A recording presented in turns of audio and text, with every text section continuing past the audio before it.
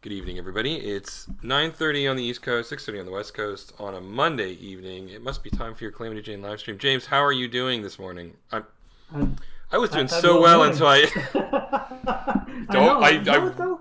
really don't know where morning came from. But Well, there you it's go. okay. You had a great opening streak for a long time. Like it was flawless forever.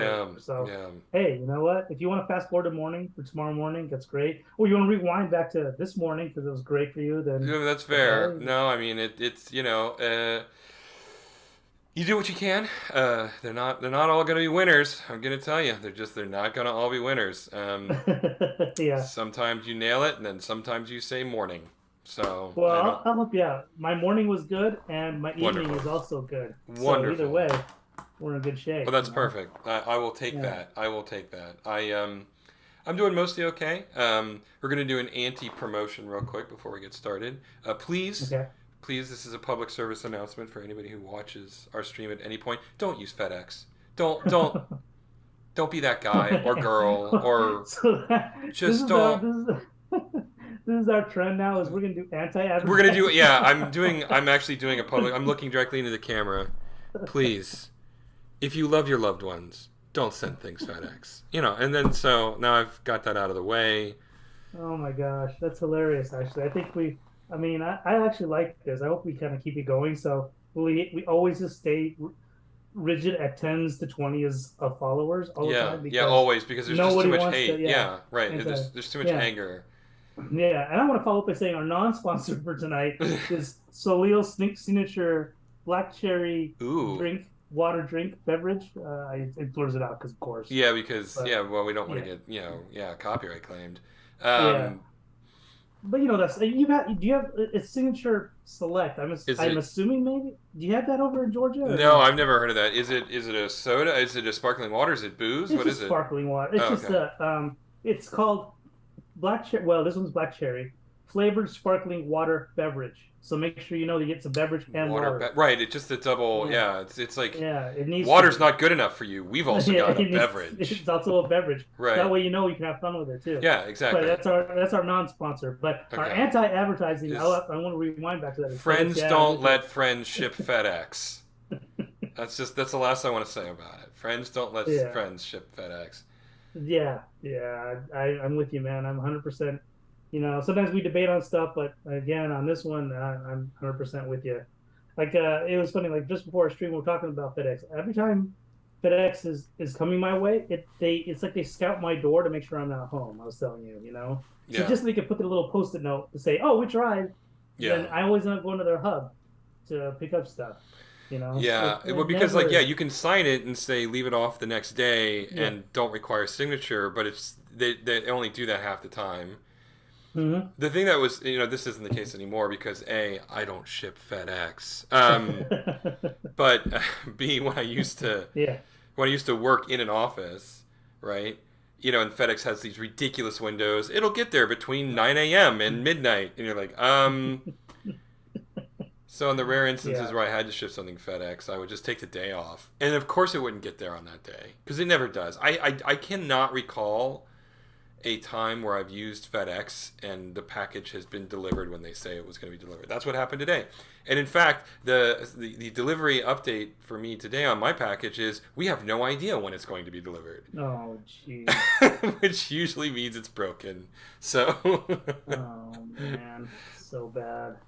I'm trying to think here. I'm going to rank the private shippers. You know, so I think DHL to me is number one unless they got bought out. But DHL seems to always show up. I've never had a problem with DHL. Yeah. I mean, honestly, the best shippers is Amazon's private shipping service now. Well, yeah, yeah. I mean, I almost kind of put them in their own category Yeah, because they're so good. You know, but if you want to be neutral territory and shipping an object that's not within an ecosystem, Um, yeah, DHL's it, but yeah, Amazon's terrific. They're good. No complaints there. yeah. Uh, But I wish they yeah, paid people, but yeah, that's a whole other yeah, I must have my um, package immediately. Therefore, yeah. but. But I would say DHL, then maybe UPS, and then FedEx. I think is that's the order for UPS me. is fine. I've never loved UPS. I've never hated UPS. It's just Yeah, fine. DHL. The Yeah. only time I ever get DHL is if I'm importing like a game or an amiibo or something from Japan. Like when it's Yeah. shipped from a foreign country. I've never used DHL um, locally. And in fact, a lot of times, like it'll ship DHL internationally, and then they'll hand it off to the USPS to Oh, take it the last mile. yeah. Um, That's interesting because I was trying to think like I never see DHL as an option to ship domestically, so maybe that's their deal. They just do yeah, international, huh? yeah, and on the rare occasion where it's a DHL carrier all the way to my apartment, I've seen it. Hmm. It's usually like a random person in like a Corolla, right? Like Yeah, they pull yeah. up in a Corolla and they leave your package on your front door, and I'm like, okay, well, it got to me, so I That's guess all that everything's matters. fine. But Yeah, yeah, and that's all that matters. Yeah. Well, I like that public service announcement, anti-advertising announcement. I think it's going to do service. It's going to do a wonderful service to our tens to twenties of viewers. without You a know. doubt. I mean, and I don't know that I'm really. This is sort of like the FedEx is a bad shipping company. News at 11, right? Like bad shipping Hmm. company is bad at deliveries. News at 11. Mm. I don't know anybody who's like, yeah, FedEx. Like no one's a FedEx booster. You never see FedEx shirts just out on the street, as fanboys, saying, Oh "Yeah, yeah, FedEx." no, No, there's no spinning sign boys that are like, come to our FedEx place. We yeah, have bubble yeah, wrap. No yeah, one's doing yeah. that. No. But in any case, well, what are we working on tonight? Still in the prickly pear. Let's. Yeah, we're still in Prickly Pear. I will share screen. And we'll keep going here. So tonight, I'm in this scene here where we have a profile pose of Calamity, Mm-hmm. and lo and behold, we don't have her in this pose exactly, Mm-hmm. but lo and behold, we do have some assets to work with Oh right yeah, there here. you go. So I will be kind of taking these assets and kind of building a pose of Calamity in this shot for Okay. us to use for the rest of the cartoon, and it'll be with us forever. We can always use a profile pose that way, standing, because again, we've built some of it. Mm-hmm. Mm-hmm. So Cool. Well, yeah, perfect. This is so why you let's do these things. yes, so that's the plan. Yeah, we'll go from there. So, Okay. uh, while I get underway with this, let me think here. What's the subject I wanted to talk to you about tonight? I don't know. I watched Um, Everything Everywhere All at Once again. on Um, Blu-ray, right? yeah, Because you on bought it. Blu-ray. Yeah, I have it on Blu-ray. I don't. It and it's. I don't own a Blu-ray player. I've always used my Xbox One as a Blu-ray player, and that is all it's become. Um, A Saturday was giant yeah, Blu-ray it's just an player. oversized Blu-ray player. It was the first time I turned it on in over a year, and then immediately turned it off when I finished watching my Blu-ray. I haven't updated it in I don't know how long because you don't have to update the Xbox One to watch Blu-rays. So its firmware is over a year out of date, um, Wow. and So it's you had to watch? Did you have gotten to watch a loading bar and stuff like that to just kind of get no. it It to just says work? if you want to use your Xbox online, you have to do an update. I'm like cool, and I cancel the update. Oh, that works. Yeah, So how was the Blu-ray really, of the really good movie? quality. I mean, it's a really good uh, um, um, master conversion. I think that's what I was looking for from Mhm. from theaters to home setup. In particular, the audio. They really paid a lot of attention to doing a home theater mix for the surround Mhm. sound, right? Because Mhm. it's various people do pay attention. It's hard because you have no idea what people's home setups are. Some Mhm. people are just listening to, which is, I mean, this should be a crime punishable by a minimum of 15 years in prison. But some people actually just watch movies through their TV speakers, which is just appalling. Yeah, especially for a movie. Yeah, if Yeah, you can help it, be nice if you have nice audio for sure. I mean, they put yeah, so much work into those movies for sound. yeah. Yeah, you're robbing yourself of a great experience you know, for sure. yeah, and then people have sound bars, and sound bars are kind of a crapshoot. There's 1,000 Hmm. different varieties of sound Yeah. bars. Then you've got receivers, and it's the same thing. Some receivers are older, some are better. My receiver is pretty good. It doesn't. It only supports up to 5.1. I think. I don't think it supports 7.1. Mm-hmm. But that's okay. I don't have enough room in my apartment to support 7.1. So, Mm-hmm. but in any case, yeah, they did. So anyway, that was the reason I say that is because you basically have to master the audio for every conceivable setup, right? And no one like A24, Warner Brothers. I mean, most of these movie companies, they don't want to spend the money to master audio for every single Mm-hmm. potential setup that someone has at home. But they did a good job on this one. One of the nice things about the Xbox is it uses uncompressed surround sound, Mm-hmm. which isn't good if you've got like an optical out because it's too much data to send through an optical cable. But Mm-hmm. if you have, HDMI, especially the new standard, which I think is 3 or something, then you can use uncompressed audio and it sounds amazing. Mm. So the mix was perfectly balanced for a 5.1 system, and it's some of the best.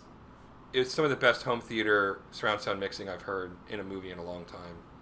Huh. So yeah. Um, wait, which studio did the movie again? Was it Warner Brothers that produced No, no, no, distributed no. it, or So it was the Rousseau brothers, Agbo, I think, their production company, that did okay. the initial, like the actual moment to moment production. But then Mm-hmm. A24 was the distributor. Okay. All right. Well, good on A24. See, we're doing a positive advertisement for A24. Oh yeah, without a Great doubt, job on their Blu-ray. absolutely. Yeah. I think Well, it's the best Blu-ray you've had you've experienced, you picture said? quality and audio quality, yeah, it's just phenomenal. I mean, it was about as close to being in the theater as you can get without actually like owning a 100-inch television with a 12.4 surround sound system. Hmm. Um, so yeah, no, it was great to watch it again. Cried the whole way through like I always do. It's so bad now that like I know I've seen it so many times at this point. This was the fourth time through that I'm just like projecting into the future the scenes that are coming, and I just start crying right in the first frame of the movie. Really? Yeah, yeah. That movie got under my Wow. skin. I mean, and I won't belabor the the reasons why I depress my therapist enough with that, so I won't. I won't. I won't take his job away from him. I pay him good money to listen to this garbage. So, but suffice it to say, um, it really got under my skin in really significant, real ways, and Okay. um, and it has a lot of very deep meaning to me.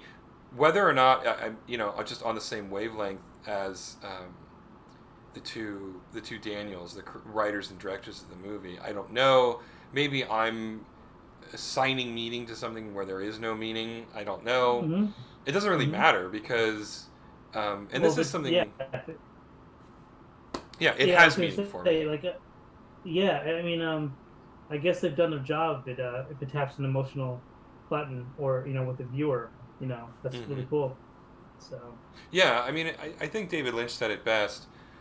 I think he was on Conan, or he was on some late night show, and the host asked him, "Well, everybody wonders what the meanings of your movies are. Do they actually have meaning, or are you just creating random visuals and then letting people interpret it?" And he's like, "No, no, I have a meaning. I have things that I want to talk about in these movies." And Conan's like, "Well, why don't you tell people what your meaning is?" It's like, "Well, what's the fun in that? You know, you create the movie, right? And Yeah. you have your own vision of it. You have your own soul that you put into it and what it means to you. But when you give it to the world, it becomes a product of the world, right? It becomes the world, sort of, because everybody's partaking in it. Right, exactly. And Hmm.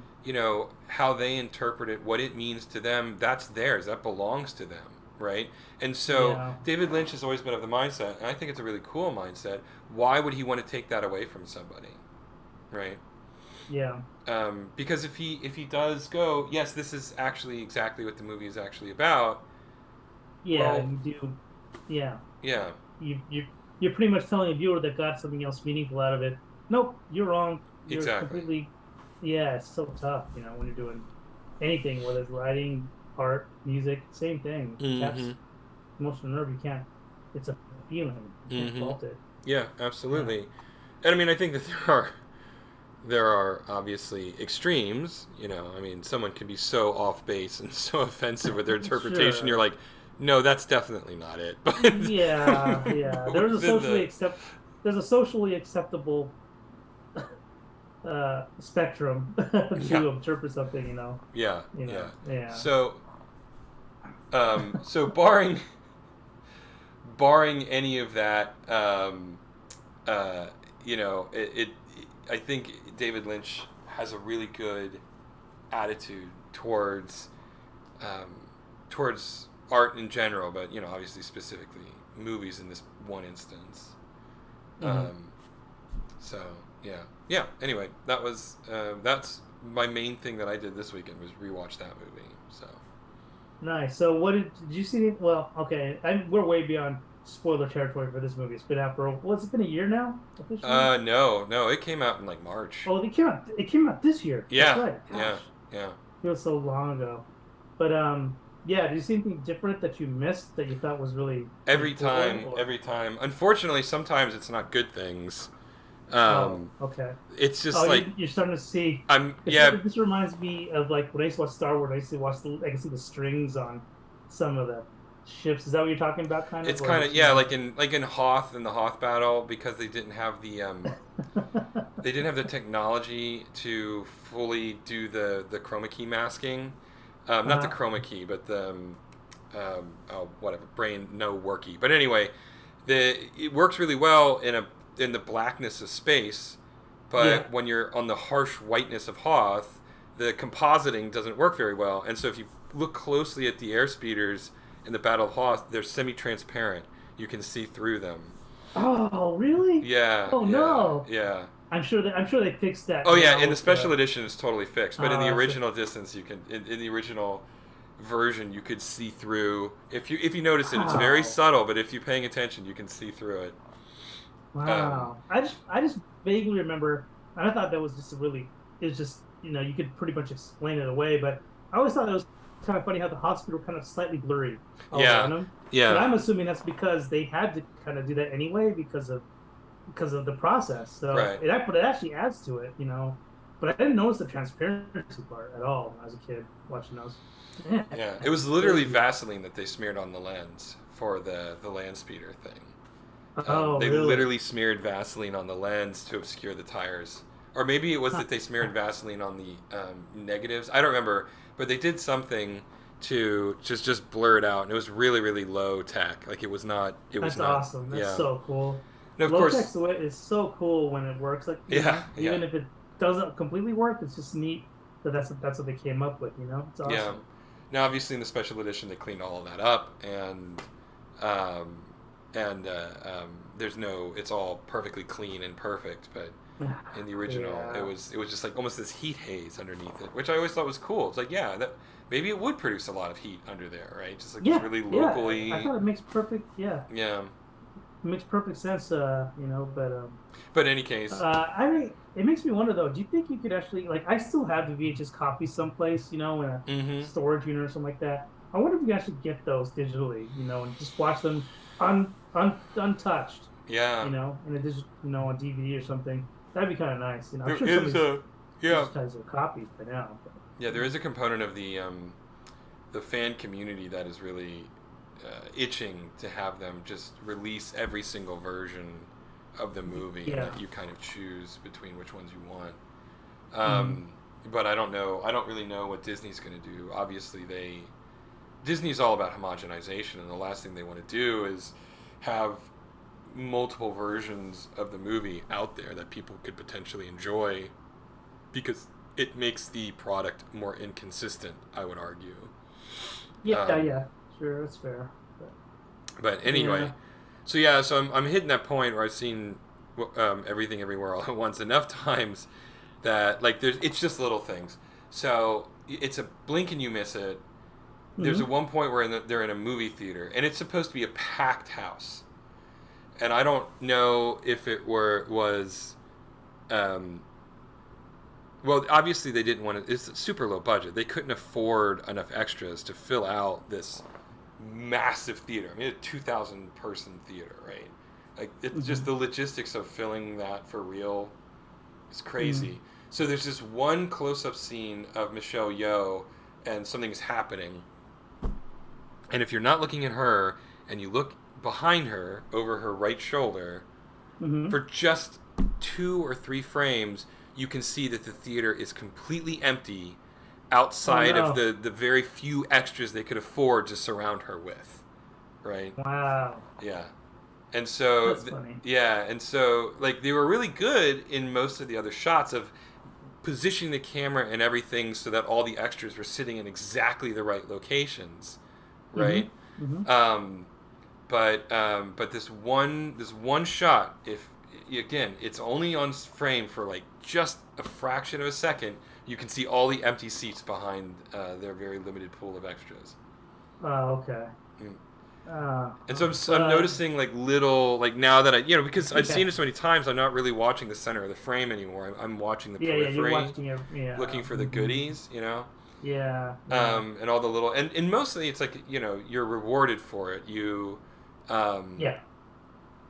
By paying attention to the edges, there's all these Easter eggs, like the fact that all of the characters come back in different roles because it's a different dimension, but everybody sort of interacts to a certain extent with each other, and so all of the core actors keep getting recast and put in the backgrounds of these other shots. It's just really cool. That's funny. Yeah. And it just, there's just a lot of little fun goodies, generally speaking, good goodies that you can find if you are paying attention. So, but it's interesting to me though. It's almost exactly what we did on Infamous 2. So, in Infamous 2, it was a different resource cost, right? When you're making this low budget movie, you can only afford so many extras. When you're making a video game, you only have so much resources at your disposal from a computational standpoint, right?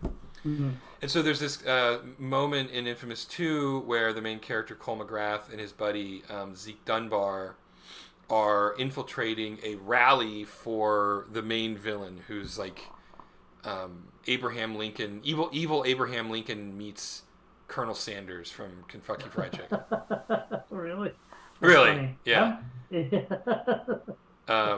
And what a combo! Yeah, it's a weird one. It was a fun character. Graham McTavish played him. You might recognize Graham McTavish. He's been in a million things. He was in the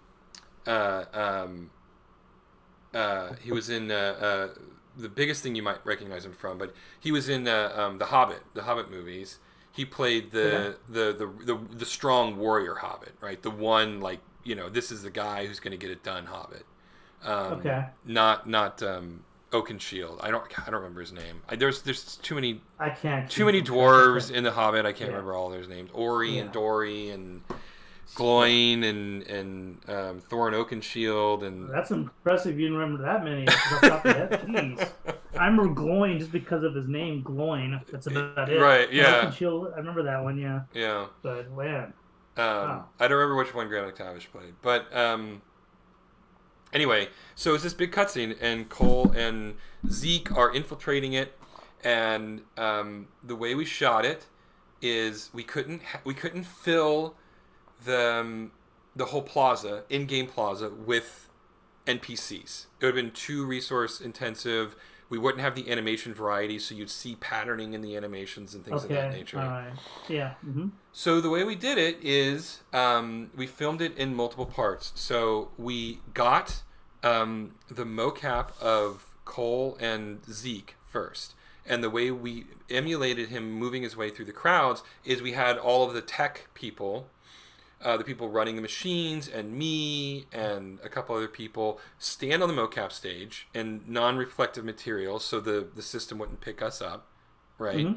Stand in the approximate location, and then the actors, Eric Layden and Caleb Moody, I remember all of these people's names. They would weave through us, just workers in t-shirts and jeans, right? But they were in the mocap suits, so we would capture them weaving through these people, right? So we knew where the critical NPCs had to be, right? Okay. Because all the as he's shimmying through, we knew where to place all of those extras. Then once we had that data in the environment, right? There's still no extras. We've just got Zeke and Cole's animation in the game. Then we went through with the director, and he chose his shots. Right, it's important that I get a wide shot here, close up here, blah blah blah blah blah. And so we set the camera up so that exactly where he wanted it. Right. Then the mocap studio captured a bunch of just random actors that they hired, threw them in mocap suits, went yeah, right, like just generic crowd cheering. And then the lead engineer on the project wrote this really impressive. I don't know if you would call it a tool or he may have just hard coded it, but basically the game knew where the camera was facing and would dynamically move the same about 10 extras, 10 video game extras, NPCs around so that they were always in the view frustrum, always within the field of view of the camera as it cut to different locations. And it looked great. You totally buy that there's a crowd of hundreds of people, and Cole and Zeke Dunbar are moving through it. But one of the fun things to do is to go into if you're on a dev kit, to go into debug mode and just go into debug camera and pull out and watch the cutscene in its raw form. And it's so funny to watch Cole and Zeke navigate through the crowd, but then the crowd dynamically changes location as they're walking through it. It's really clever. I mean, I was so impressed that they pulled that off. It was one of the most complicated shots in the entire game. And the hilarious thing was, it was done for the reveal demo. Like it was one of the first things we did. Oh my gosh! Wow, you just wanted to do hard mode for a demo. I was too young for that job. I mean, it was a true trial by fire, and if I were to be a mocap producer again, it would be much easier. But I just didn't. Man. I didn't know enough about the cost of making that when the creative director decided that this was the mission he wanted to bring to the reveal party. Yeah. Now, admittedly, it was a huge bang, right? I mean, it was a really dynamic cutscene that involved ultimately Cole jumping on top of a moving car and blah blah blah blah blah blah blah. But man, was that a hard reveal demo to get done. Just, I don't think that there was a cutscene that was harder to do than that one. Wow. Were you in charge of budget for that one too? Did you have to get the budget signed off to help? No, there was. Sucker Punch is owned by Sony, and and I presume he's still there. But the guy in charge, Brian Fleming, was really good and friends with the EP, the same EP that they had been working with since Sly Cooper 1, and so I was not privy to any of the budget concerns from my very outsider perspective of it. The budget was basically infinite. Yeah, like I never hit a wall in terms of Brian or his friend from Sony going, nope, that's too much money. It was always the director, Sean Stanek, wanted to do something, and it's like, yeah, okay. Or, wow. Nate Fox wants to completely rewrite this cutscene, so we have to completely shoot it over again. Okay. That's crazy, man. Yeah. No, does that even happen anymore, I wonder? I have no idea. Wow. Now, I was responsible for putting together the schedule, the shooting schedule, because, you have to book actors out 6-9 months in advance, especially if you're not going to just do a single shoot, because it's no judgment, right? The actors are basically gig workers. And so you need to, if you want them for a gig and you're not going to shoot it all in continuity, then you need to book them for this time so that they know they're going to get paid for this amount of time, right? Yeah. At the time, were you hiring actors that were union? I'm assuming union, right? You had to Yeah, go through actually, we union to got in get those, or were trouble. they? Yeah, we got in Mm-hmm. trouble. It was a union gig. It was an after gig. Eric Layden, Kayla Movie, Graham McTavish, Dawn Mm-hmm. Oliveira, and Mm-hmm. Nick, Nika Futterman. Wow, I can't believe I remember the whole cast. That's amazing.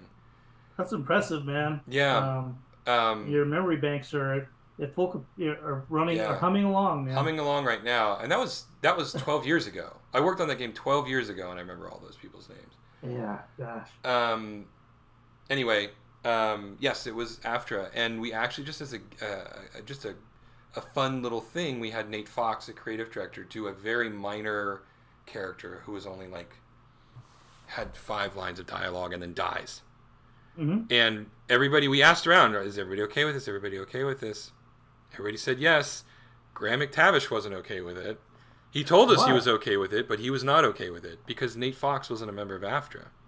Oh, so you wanted to just be And supportive of the union, so right? he Okay. said he was okay with us on the day, and then filed a complaint with the guild after he got done. Man, did that cause any? It caused, That's yeah, complicated because I get what he's trying to do. He's trying to yeah. be I a just wish he had been fellow with honest his with us. I wish he had said no, I'm not okay with it. We would have all been like, yeah, okay, fine. Like and we then didn't figure something care. out. Yeah, Yeah, yeah, yeah, we would just, yeah. It's like, okay, fine, whatever. I don't care. Like it was just a fun, silly thing, right? yeah. Again, inexperienced. Now, I would not have stepped on that landmine. I would have been like, nope, this is an after, I know how all of it works now. Yeah, Like, nope, this sure. is an after gig. Nate, you are nowhere near, you're not allowed anywhere near mocap suit. Um, Man. but whatever. So we got fined, and Nate had to do some sort of provincial membership into AFTRA to appease the Jeez. guild. But we got through it. It was a crappy situation, but we got through it.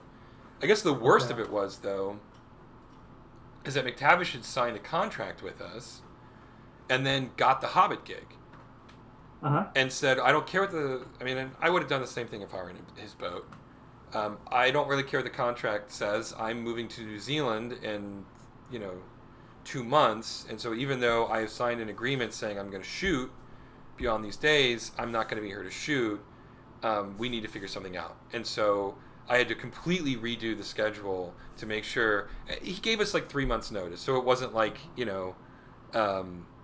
wasn't like I got this thing, I'm out, I'm outie 5,000, suck it, right? He said, I'm leaving in 3 months, so we've got to do my stuff first, right?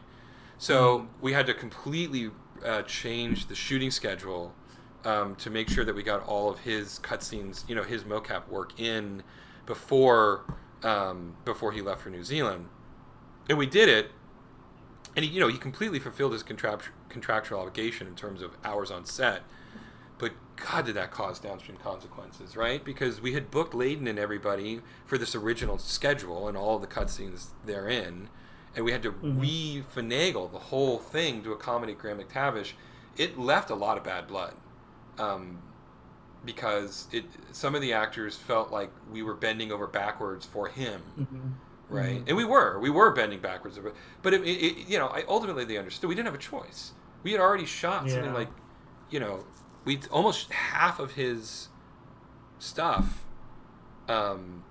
by that point, and so we could have, I guess we could have said, okay, sorry, we're not going to accommodate you, you're fired. But where would have that left us, right? Mm-hmm. We would have had to reshoot maybe all of that other stuff anyway, right?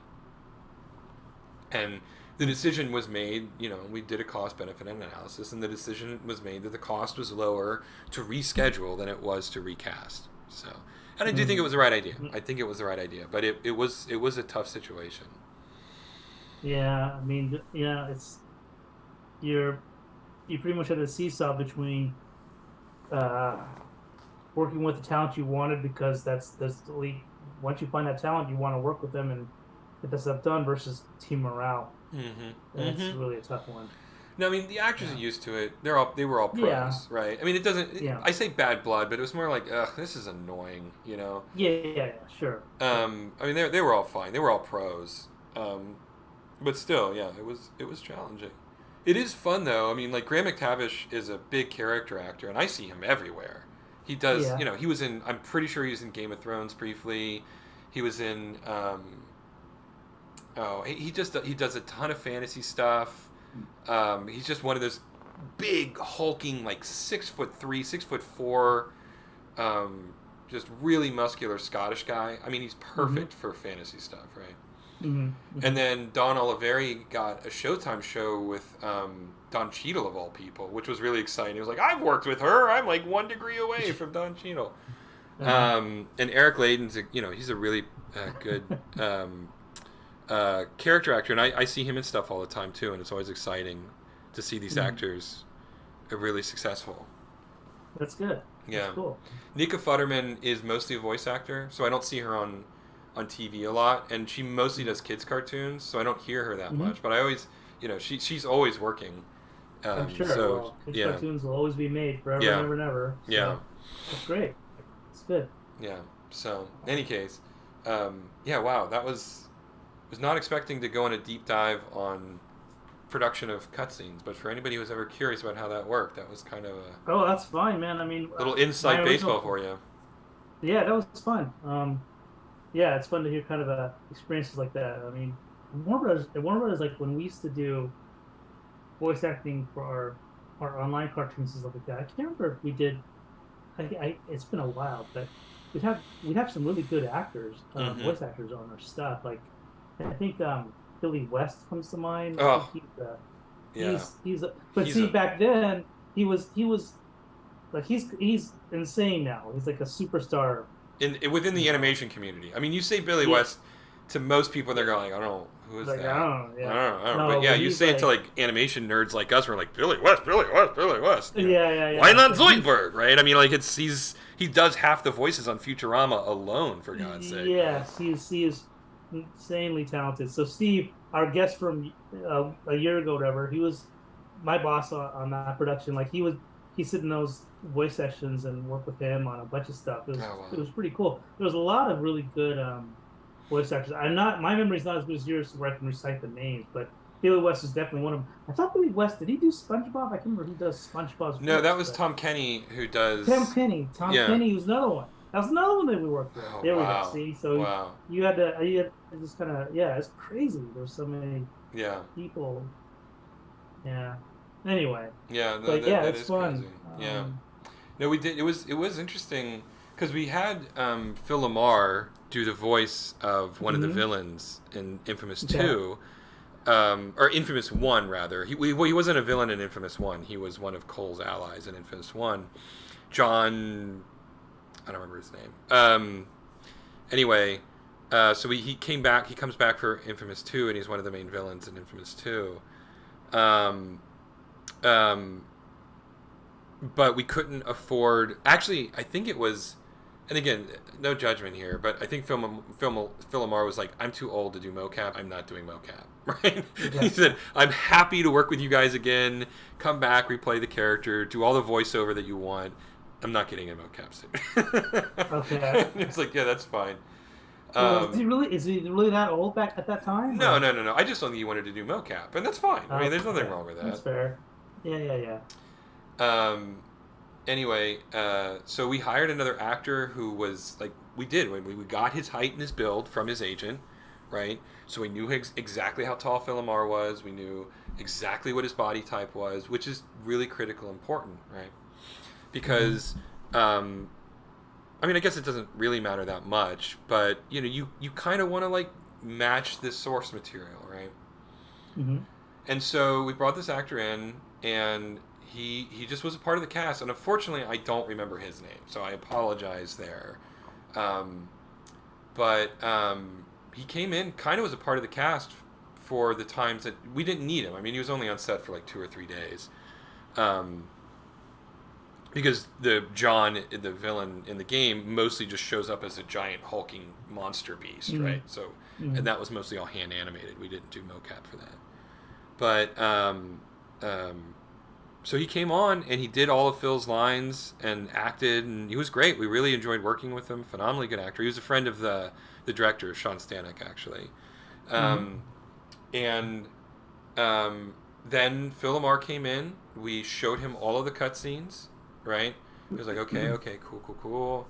And then we did basically ADR, right? Where we would play the rough cutscene on a monitor and he would just do the lines in sync with the delivery on screen. He was such a pro. I mean, it was great. Mm-hmm.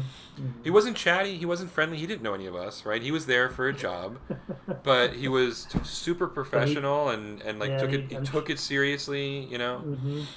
Yeah, And that's so, great. yeah, it That's was cool. fun. Yeah. It was a good project. I Yeah, really worked on it. I really enjoyed that working part on of it. the process, yeah, that part of the process is so much fun. Hmm. Like the behind what you see in the final product versus what you do to make it is so there's so much magic that goes on and with that. It seems I don't know. I guess I kind of geek out with it, and you obviously do too. I mean, but I find that just such a fun part of the process to do that type of stuff. Oh, yeah. Just how abstract it is. But yet you end up with something really cool at the end. For the most part. Hmm. Something's above your face, but yeah. Um, but speaking of process, I mean, while we were talking, yeah, I've got Calamity's profile view pretty much set. Wow, look at that. Well done. Yeah, so I'm going to add this to the master file as well. So we just have it forever and ever and ever. Oh, geez. Hmm. Let's see what happens. Let me see what happens with Flash if I do this. Don't Okay. replace. All right. I don't want to. Okay, I won't replace. And I think she survived. Great. Okay. Scale her down. Yeah, and she's going to be part of this asset master library pack. Oh, wait, one thing that got lost was I did her waist differently, but Oh, I that see kind of got that. I lost. see that. But it's okay. I can still fix that later. But Okay. yeah, but for the most part, yeah, we've got everything we needed to here. It's fine here. So I Very just have to cool. update the naming convention stuff. But yeah. So we got that, Wonderful. and And now you we'll can keep start on going. animating against all of that. So that's great. Yeah. So it works out well. A part of me is thinking like we need to get speaking of voice acting and stuff like that. I mean, maybe we should get Jeff to come in. Yeah, 'Cause we I'm will. tempted to start doing Mitchell here, do some stuff that kind of flesh out the scene with both characters now. I mean, I'm Okay. kind of getting at a point. I don't know, but we'll have to figure out his schedule. Yeah, we will. I mean, I don't know what his schedule is. I think, I mean, if we want to do it for next Monday, which would be the 29th, he might be around. It's coming up on Dragon Con week, so he will be definitely unavailable Oh, for. And Dragon Con is a big Atlanta cosplay and just geek culture convention down here. we should do it after he gets back from it. That's what Well, we should do, I right? suspect he's going to be way too hungover on the 5th. But I will talk to him. He sometimes watches the show, so he might see this Yeah, yeah, and yeah, text yeah. me and give me his availabilities. If he doesn't, I will speak to him and see what his availabilities are. I suspect he's going to be too hungover on the 4th or the 5th Yeah. rather um, to be good for anybody, let alone a guest star on our stream. But I will I Yeah. will I will sync with him and find out. Hey, we're doing anti-ads, we're doing non-sponsors. I mean, we have no bar. No, there's We're no good. bar. No, there's no bar. This is like Conan in his early days. Like we just have to Oh fill yeah. content, put whatever you want on there, and then sometimes you get just the most amazing comedy that's ever been created. So Yeah, yeah. when you have But necessity is the mother or desperation is the mother of I don't know whatever. desperation. No, necessity is the mother of invention, but we have a new one, desperation. Yeah, we'll have to make Desperation is the the rest mother of of content just use the creation. word desperation, and we'll figure out the rest Yeah, later. yeah. Yeah. Anyway, But we've been going cool. for a while now. I that was not expecting to regale you and our erstwhile viewers with tales of mocap development, but there you go. I have no idea if that was interesting to anybody. I Um, found it interesting. I thought it was a lot of fun. and I'm not. I hope. Yay! Yeah, and I'm not like. I hope I wasn't throwing anything under anybody under the bus because everybody was super professional. We had challenges that kind of pissed people off a little Yeah. bit, but that was really the most of it. It Hmm. was a bunch of professionals who wanted to do professional work, so Yeah. it was just an absolute pleasure to work on. Yeah. I don't think anybody. I didn't hear any bus bumping over people sound effects at all. I think we're good, man. I Okay, think you're good. all right. So Anyway, that is about it, I guess. We're at 45 minutes. We got a new post for Calamity. People gotta get to hear some war stories of what it's like to do cutscenes in video games. I'd say it was Yeah, a winning evening all around. yeah, All it's right. fun. Well, we'll close out with our usual thing. Please consider subscribing to our channel if you haven't already. We do this pretty much every Monday, except when life gets very complicated, and then we don't do it, and we won't tell you we're not doing it. So our general rule is if we're not live within 10 minutes, you can assume we're not going to be on. But we are on more Mondays than we're not, so your odds are very good that we will be streaming. And you're guaranteed an apology the following week when we miss anyone. When we you will We're get an really apology. good at that. Oh yeah, we're really good at apologizing so for good Oh, at we're that. so good at apologizing for missing streams. Anyway, also head over to our Patreon, calamityjane.rocks, and consider subscribing, becoming one of our patrons, and helping us make this thing a reality. I got little Christopher Walken there all of a sudden. And then, you can find us on Facebook. We're not huge social media mavens, but yeah, we do have a Calamity Jane Facebook page. Just search for Calamity Jane Adventure Hour on Facebook. We also do 3-tweet stories on Twitter every week. Those go live on Tuesday, Wednesday, and Thursday. So go ahead and check out Jane Salamander at twitter.com, and you can take a look at the fun kind of side spoilery stuff that you don't know is a spoiler because you have no context for any of these stories. But in any case, I think that's all of the social media plugging we're supposed to do at the end of these things, right? Yeah, and if anything, if you're watching the stream and you get your geek, you want to get your geek on, feel free to come and hang out, because we do our stream and we have a live chat thing going. We do. Sometimes we always talk. Like I said, oftentimes there's one of us will have a debate about something else or whatever. But yeah, we love conversations. So yeah, feel free always to stop happy. by. Always happy to argue. So Yeah. No gonna. Excuse me. Don't worry about arguing with us. That we live for that stuff. So yeah, I'm wrong plenty of times. Like it's not a big deal. But whatever. He's wrong most of the time. But yeah. So, yeah. All right. Well, that was the best French exit ever. So we're going to finally actually make it officially the end of the evening. But our plan is to be here next Monday at 9:30, the usual time. We will see you then. Until then, stay safe, everybody. Have a good night. Good night. Right.